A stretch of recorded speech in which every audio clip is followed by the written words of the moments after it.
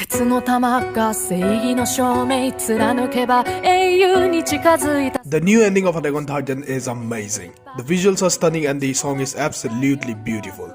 But this ending is more than just looks and sounds. This ending tells a story. The story of Eren Yeager. His entire life from his perspective. What's up guys, Neer here, and today I'll be explaining the 7th ending of Attack on Titan, what it represents and why it is in fact the best ending of the series. We start the ending with a shot of young Eren walking through a field of white flowers. The sky behind him is completely dark and distorted. This shot represents the early moments of Eren's life, the time when he knew nothing about the outside world, neither did he care. He just lived on with his daily life. He didn't yearn for freedom because he didn't even realize that he was trapped in the first place. Eren doesn't look up at the sky and just walks forward in the scenery of white flowers. The sky represents the outside world. It's dark and distorted to showcase Eren's complete lack of interest in it. The stretch of flowers represents life inside the walls, and their white color represents its peaceful nature.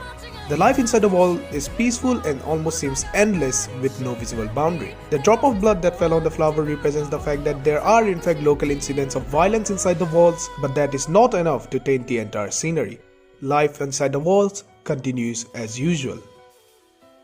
This changes however when Eren finally looks up at the sky. This represents the point in the story when Armin told Eren about the outside world and the possibilities it holds. Eren now starts to grow an interest in the outside world, represented by the now clear sky. He wants to reach this sky, he wants to fly in it. He yearns for freedom. The bird representing Eren starts flying towards the sky. This scene represents the time Eren spent fighting the Titans in the pursuit of freedom during his days in the Survey Corps.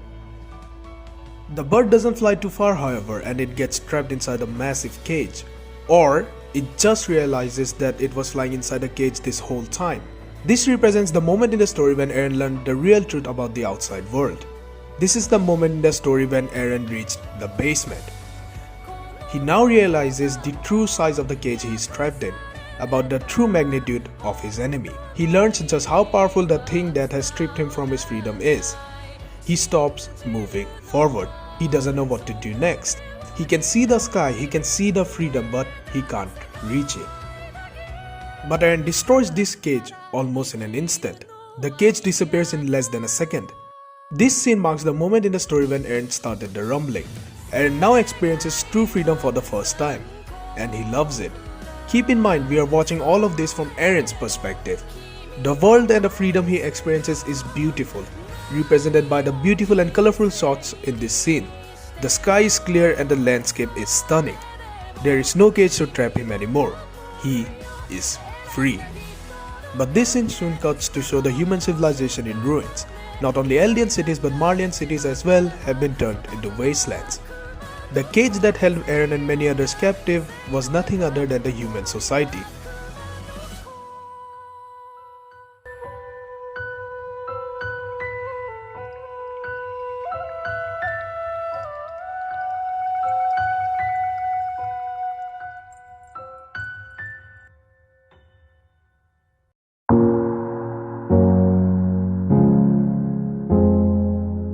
To gain true freedom, Eren destroyed this cage, the cage known as the human civilization. And the end of the human civilization isn't shown as something negative. The world continues to look colorful and beautiful. A world without human institutions and belief, a world without a cage is a free and beautiful world. Keep in mind that Eren experienced this freedom and the beauty of the world while the rumbling was still happening, not after it has ended. Eren was already dead by the time the rumbling ended, so everything about this free world that he experienced was during the rumbling. Adult Eren now walks through this free world.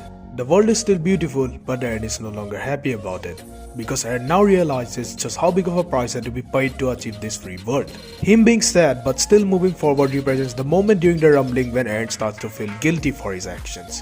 He continues moving forward till the point he starts to disappear into flames. These are the final moments of Eren Yeager. Eren starts to die. As Eren dies, he stops moving forward and tries to look backwards, to look at the path he has walked on, to reflect on what he has done. But he disappears before he can fully turn around. It's already too late. There is no point looking backwards. the damage has already been done. The world has changed. There is another detail that I would like to quickly zoom over. Eren is shown as his younger self throughout most of the ending, most likely to represent the fact that his goal since his childhood has been the same, to achieve freedom. And only after attaining this freedom is he shown as his adult self.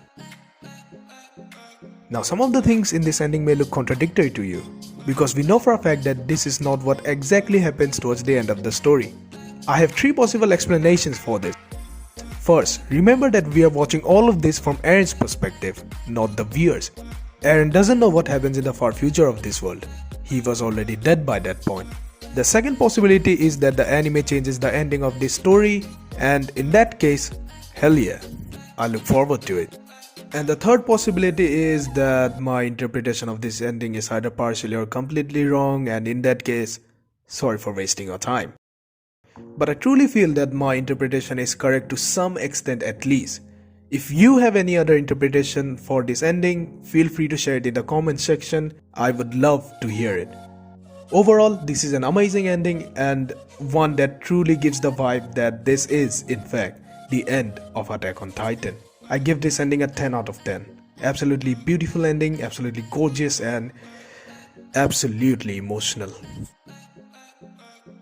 Anyways, I believe that's enough for this video. If you like this video, be sure to like and subscribe. Let's put a goal of 15 likes on this video.